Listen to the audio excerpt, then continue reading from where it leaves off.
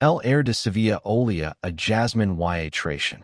Javier, con el corazón latiendo como un tambor, empujó la puerta del bar La Rosa encendida, donde la despedida de soltero de su hermano mayor, Alvaro, estaba en pleno apogeo.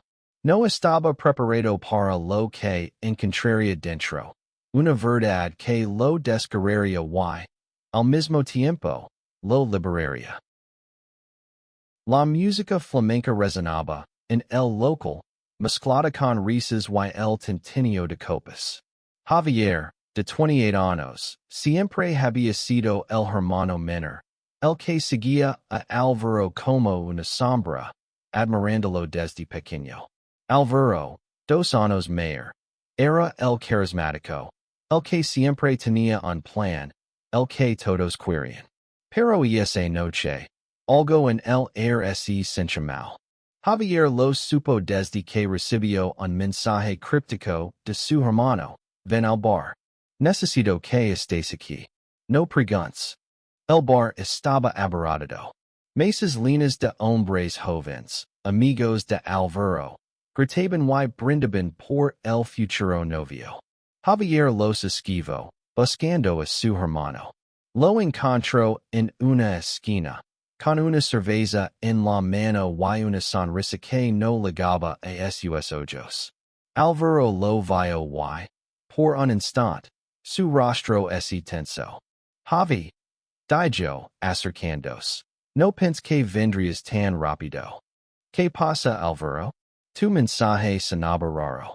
Javier frunció el ceño, notando el nerviosismo en los movimientos de su hermano.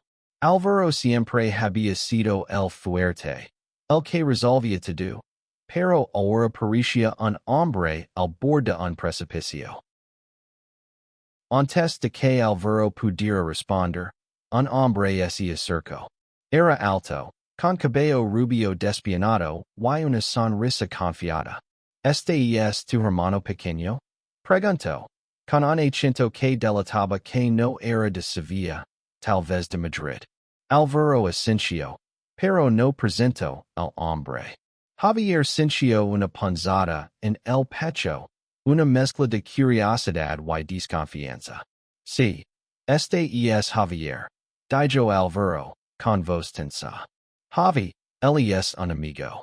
El amigo se presentó como Daniel, de 29 años, un diseñador gráfico que había conocido a Alvaro en un viaje de trabajo a Barcelona. Había algo en la forma en que Daniel miraba a Alvaro, una intimidad que no debería estar allí.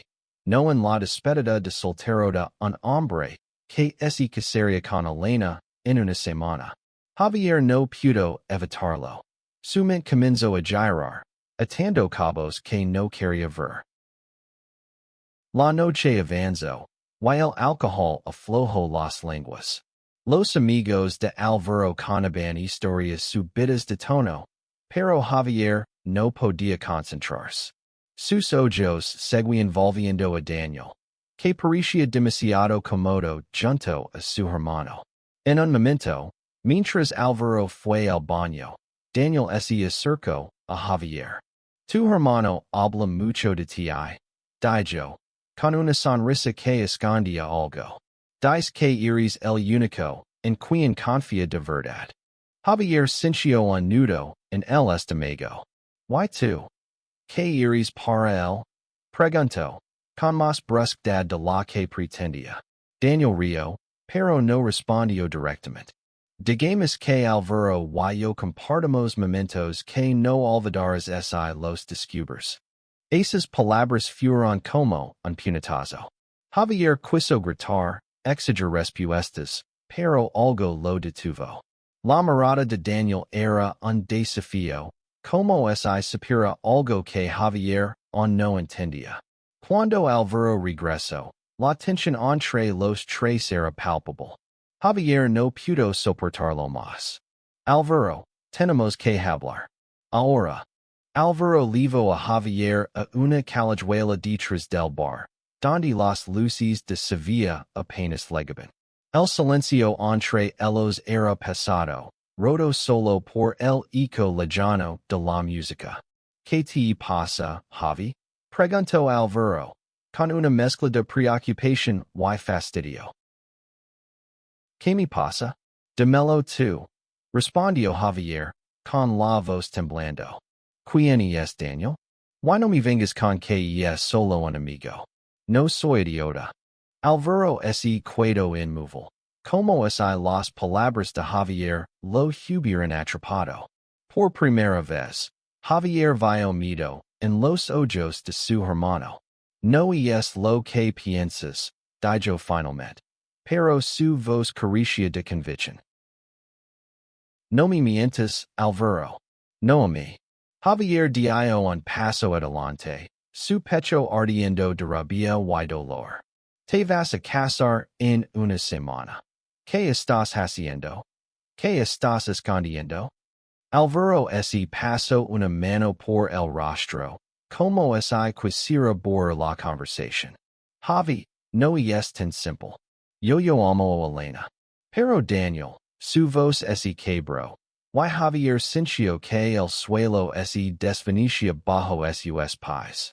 Nunca había visto a su hermano así. Tan vulnerable, tan perdido. Daniel, ¿qué? Insistió Javier. Aunque temía la respuesta. Alvaro respiró hondo. Y cuando habló, sus palabras fueron un susurro apenas audible. Daniel y yo tuvimos algo. Hace meses. Pensé que lo había dejado atrás. Pero él está aquí ahora. Y no sé qué hacer. Javier retrocedió, atenido. Su hermano, el hombre perfecto, el que siempre tenía todo bajo control, estaba admitiendo algo que Javier nunca hubiera imaginado. Alvaro era gay. O al menos, había algo con Daniel que no encajaba con la vida que había construido con Elena. La cabeza de Javier daba vueltas. Quería gritar, abrazarlo, golpearlo, todo al mismo tiempo. ¿Por qué no me lo contest? Preguntó, con lágrimas quemando los ojos. Soy tu hermano. Pensé que confiábamos el uno en el otro. Alvaro bajó la mirada. No quería decepcionarte. No quería decepcionar a nadie. La confesión los dejó en un silencio que dolía más que cualquier palabra. Javier no sabía qué sentir. Estaba furioso con Alvaro por ocultar algo tan grande. Pero también sentía una pena inmensa por el peso que debía haber llevado solo. La despedida de soltero, que debería haber sido una celebración, se había convertido en el escenario de una verdad que amenazaba con destruirlo todo. De vuelta en el bar, Javier intentó actuar con normalidad, pero cada risa, cada brindis, lo parecía falso. Daniel seguía Ali, charlando con los amigos de Alvaro como si nada hubiera pasado. Javier lo observaba, buscando pistas, tratando de entender qué había entre él y su hermano. Pero cada mirada de Daniel hacia Alvaro era como un cuchillo. Alvaro, por su parte, evitaba a Javier. Se movía entre los invitados, sonriendo, pero sus ojos estaban vacíos. Javier no podía soportarlo. Necesitaba respuestas, no solo por él, sino por Elena, por la familia, por todo lo que estaba en juego. En un momento, aprovechando que Alvaro estaba solo en la barra, Javier se acercó. No puedes seguir ignorándome, dijo, manteniendo la voz baja. ¿Qué vas a hacer? ¿Vas a casar con Elena sabiendo que sientes algo por Daniel? Alvaro lo miró, y por un instante, Javier vio el hermano que conocía. Fuerte, decidido, pero ahora roto. No lo sé, Javi. No sé quién soy ahora mismo. Esas palabras golpearon a Javier más de lo que esperaba. Siempre había visto a Alvaro como un pilar, pero ahora entendía que su hermano estaba tan perdido como él. Tienes que decidir, dijo Javier. con firmeza. No puedes hacer esto o Elena. No puedes hacer esto a ti mismo. Antes de que Alvaro pudiera responder, Daniel se acercó, con una sonrisa que parecía burlarse de la situación. ¿Interrumpo algo? Preguntó, con un tono que irritó a Javier. Sí, interrumps, respondió Javier, sin ocultar su enojo. Esto es entre mi hermano y yo. Daniel levantó las manos, como rindiéndose, pero su mirada no es apartó de Alvaro. Tranquilo, pequeño. Solo vine a despedirme. Me voy mañana. Luego, mirando a Alvaro, añadió. A menos que me dé una razón para quedarme. Javier sintió que la sangre le hervía. Quería empujar a Daniel. Gritar que se alejara, pero se contuvo. Alvaro no dijo nada. Solo miró a Daniel con una mezcla de angelo y dolor. Y en ese momento, Javier supo que la decisión de su hermano no sería fácil. El resto de la noche fue un torbellino de emociones. Javier no podía dejar de pensar en Alvaro, en Daniel, en Elena. La idea de que su hermano estuviera atrapado entre dos mundos lo desgarraba. Pero también había algo más. Un sentimiento que Javier apenas comenzaba a reconocer en sí mismo. Desde pequeño, Javier había sentido cosas que no entendía. Había tenido novias, pero ninguna relación duró. Siempre había algo que no encajaba, una atracción que no podía explicar. Ver a Alvaro enfrentarse su verdad hizo que Javier comenzara a cuestionarse la suya.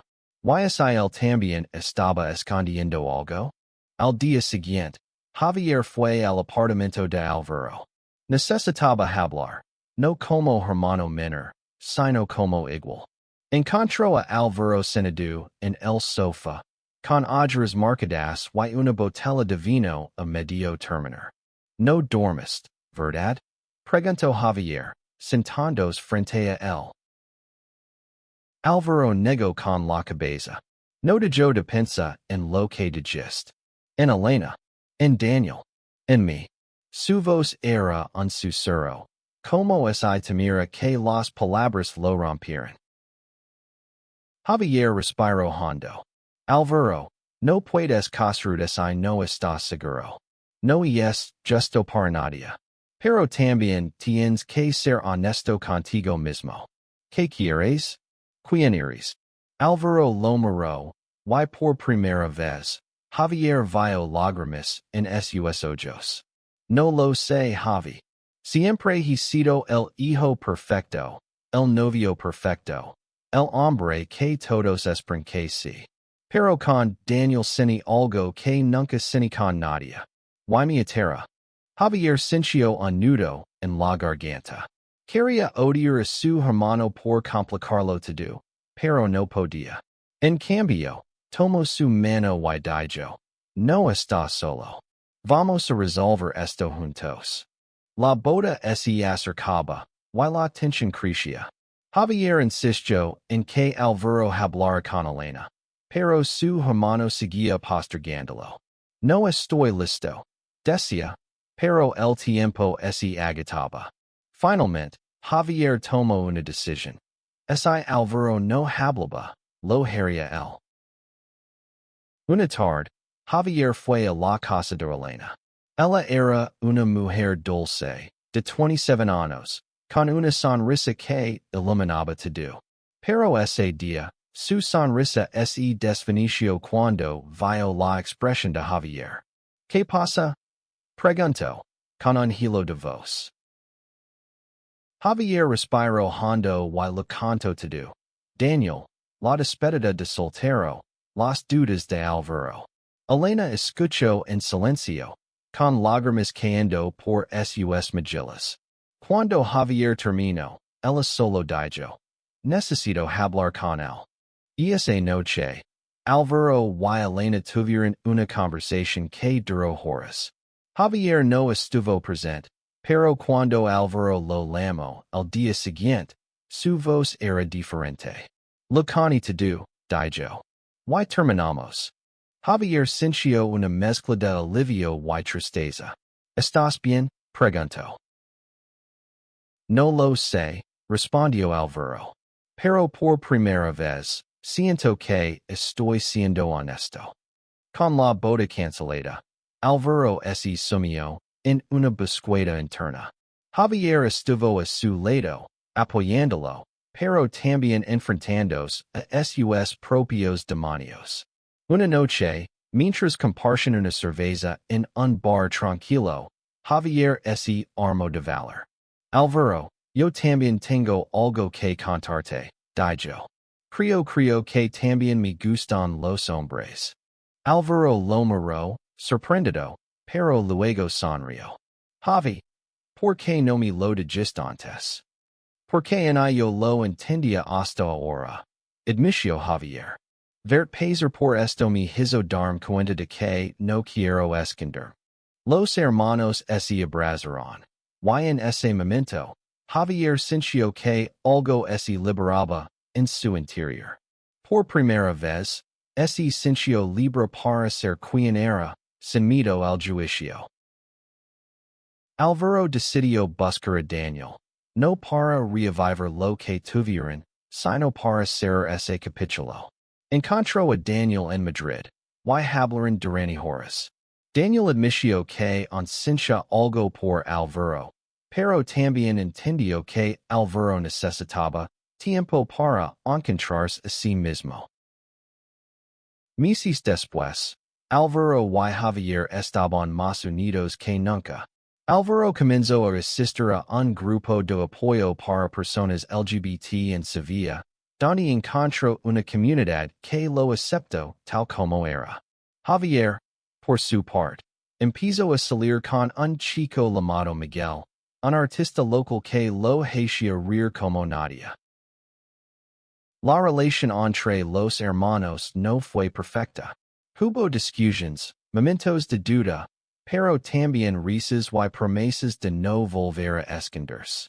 La despedida de soltero, que había sido el comienzo de tanto dolor, también marcó el inicio de su libertad.